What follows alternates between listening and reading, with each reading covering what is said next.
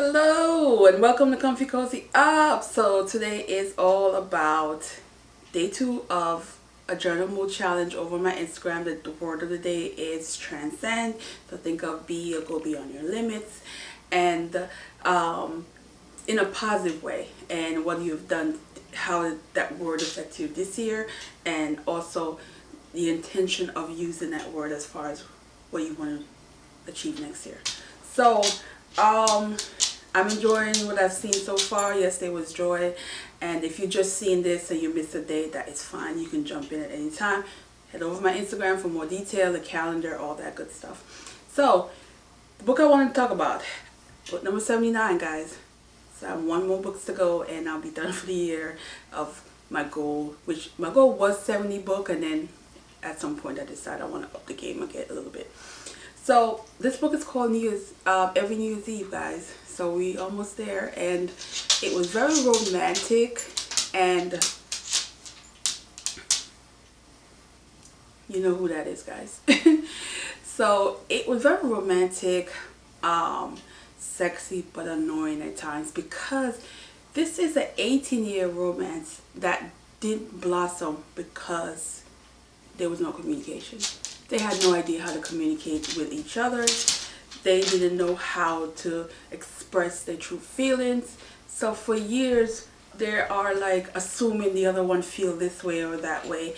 And it was, that part of the book was just annoying, because I'm like, get a grip. But this story started, they were young. They were like freshman, sophomore in college.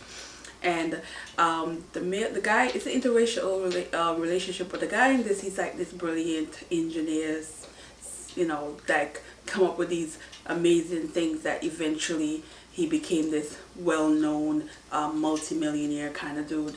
But he was very nerdy, awkward around women. So for him, you understood why his communication with women was difficult. But the woman in this, she was a little bit more sure of herself in a lot of ways at that time. But it's like there's some insecurity that happened that prevented her to even be herself eventually.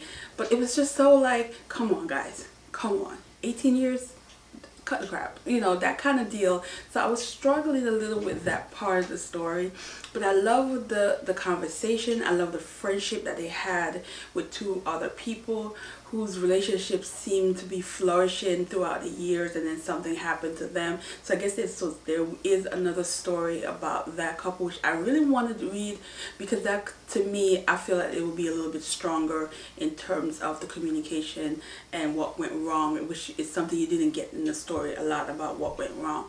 But I definitely want to read that one, but we'll talk about it another time. But overall, this one, I think it's an okay read as far as the romance, but it just was a little bit too much lacking of the communication side, which I didn't enjoy that much. So, but other than that, it's a holiday. I think it's a cute one if you're on vacation now, you want to chill and read something that is light, not too emotional, because it wasn't really, to me, it wasn't that emotional, because it was just because of the frustration I had with them not communicating.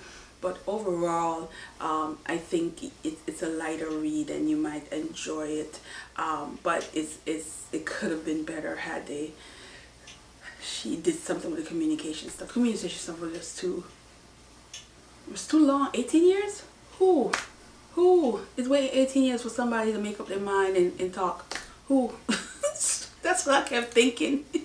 But other than that, yeah.